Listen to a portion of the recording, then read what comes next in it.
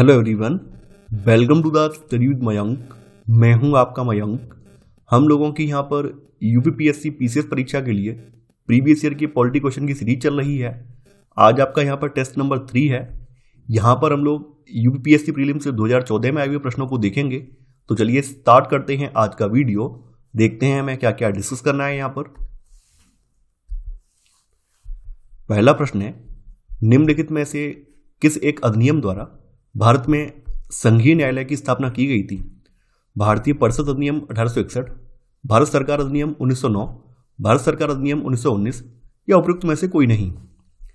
भारत में संघीय न्यायालय की स्थापना वर्ष 1937 में भारत सरकार अधिनियम 1935 के तहत की गई थी, जो कि ऑप्शन में नहीं है।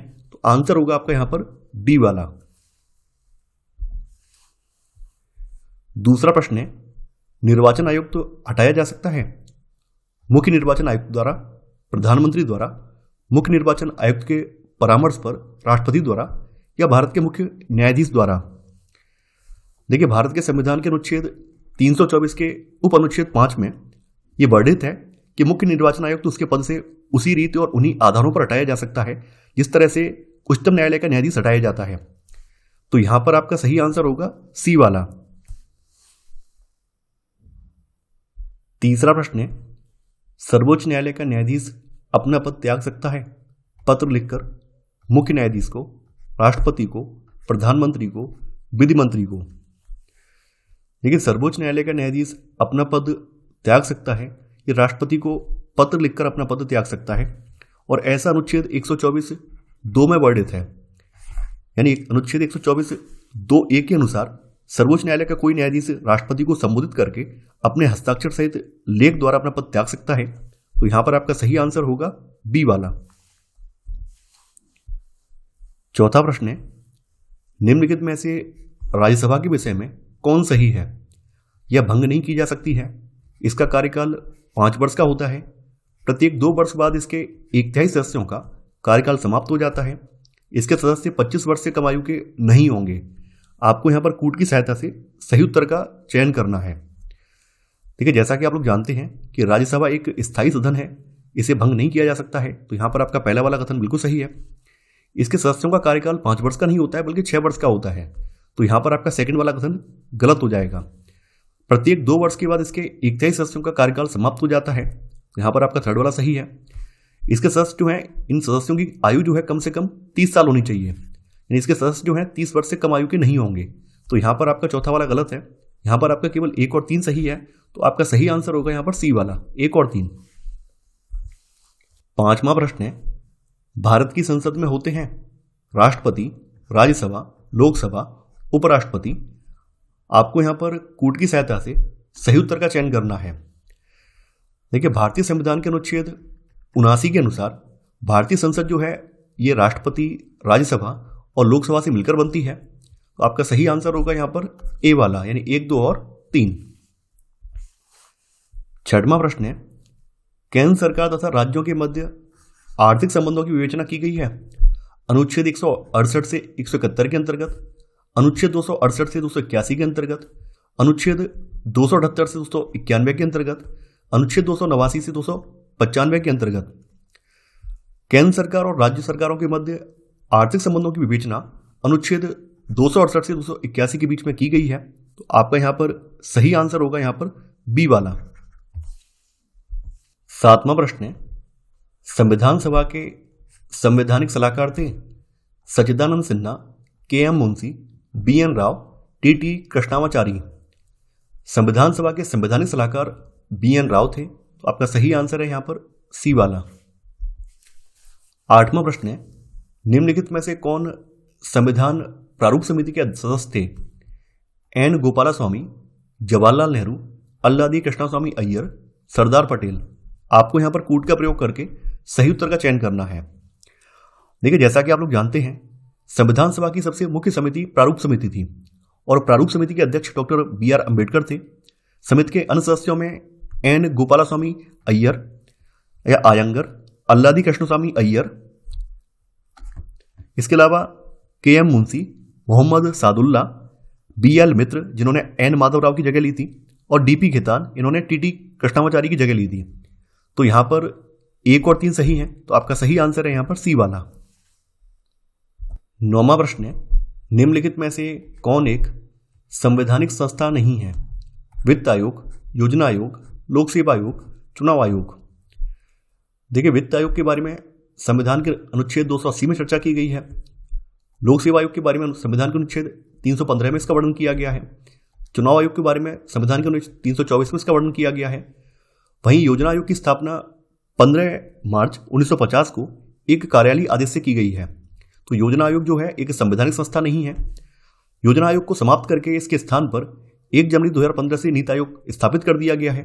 तो यहां पर आपका सही आंसर होगा बी वाला, यानी योजना आयोग।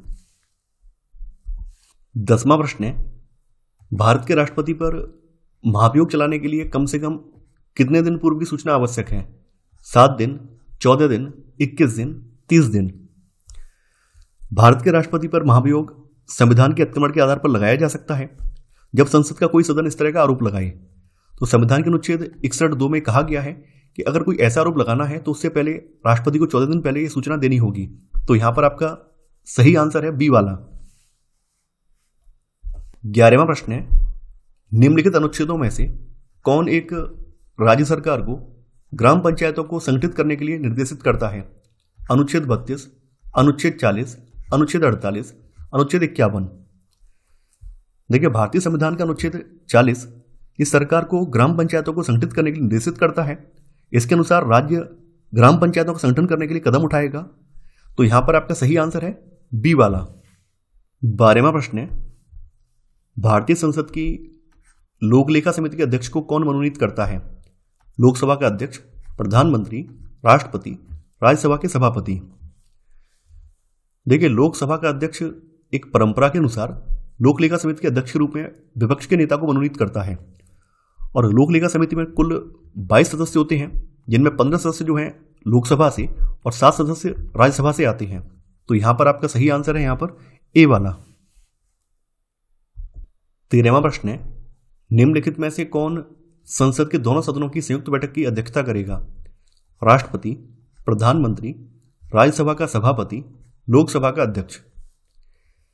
देखिए, जैसा कि आप लोग जानते हैं, संविधान के अनुच्छेद 108 के अनुसार राष्ट्रपति जो है लोकसभा और राज्यसभा इन दोनों सदनों की संयुक्त बैठक आहूत करवाता है।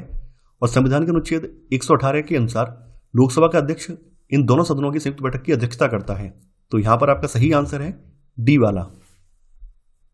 14वां प्रश्न है, निम्नलिखित में से किस वाद में भारतीय संविधान के मूलभूत ढांचे की अवधारणा प्रतिपादित की गई थी?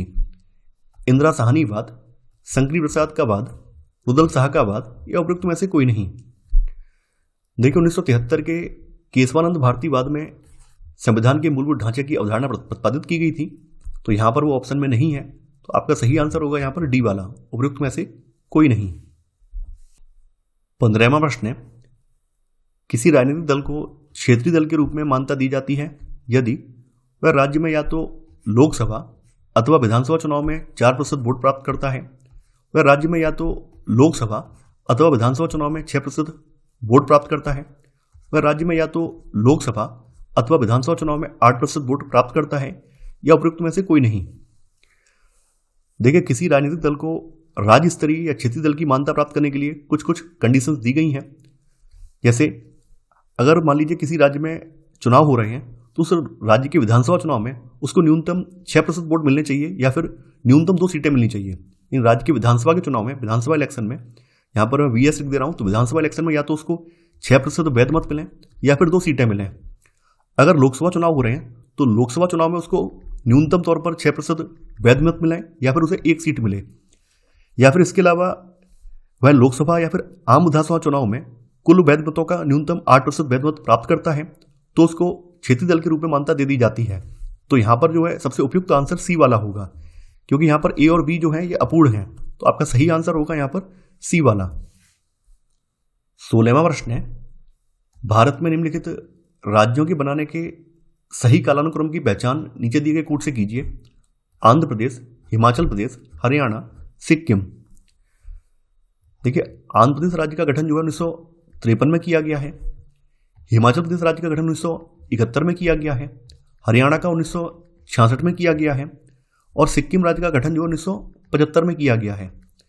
तो यहां पर आपका जो सही आंसर होगा वो होगा 1, 3, 2, 4, यानी आंसर है आपका बी वाला। 17वां प्रश्न है, राष्ट्रपति आंग्ल भारतीय समुदाय से कितने सदस्यों को नामित कर सकता है यदि वह इस राय का है कि लोकसभा में इस समुदाय का पर्याप्त प्रतिनिधित्व नहीं है।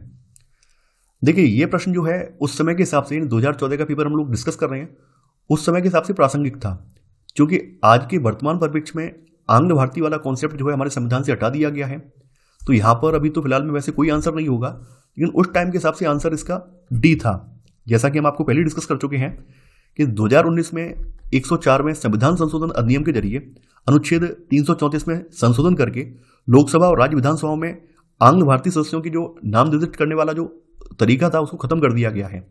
तो अब जो है आंग्ल भारतीयों के लिए कोई सीटें रिजर्व नहीं की जाएंगी। तो यहाँ पर आपका सही आंसर जो है वैसे तो डी वाला है, लेकिन आज के हिसाब से इसमें कोई आंसर नहीं होगा। 18वां प्रश्न है, निम्नलिखित में से कौन सी एक समिति पंचायती राज संस्था से संबंधित नहीं है? PBN राव समिति, LM सिंघवी समिति, अशोक मेहता समिति, बलवंत राय मेहता समिति। देखिए PB नरसिम्हा राव समिति का संबंध पंचायती राज संस्था से नहीं है। बाद बाकी जो अन्य समितियां हैं, जैसे यहाँ पर LM सिंघवी समिति का नाम दिया गया, इसका जो गठन था 1986 में किया गया था। अशोक मेहता समिति का गठन जो है इसका गठन 1977 में किया गया था। वहीं जो बलवंत राय मेहता समिति है इसका गठन 1957 में किया गया था। तो यहां पर आपका सही आंसर है यहां पर ए वाला। तो ये था हमारा आज का वीडियो। आई होप आपको आज का वीडियो पसंद आया होगा। आप लोग इस वीडियो को लाइक और शेयर करना बिल्कुल मत भूलिए। तो चलिए आज की बस इतना ही। Thanks for watching. जय हिंद।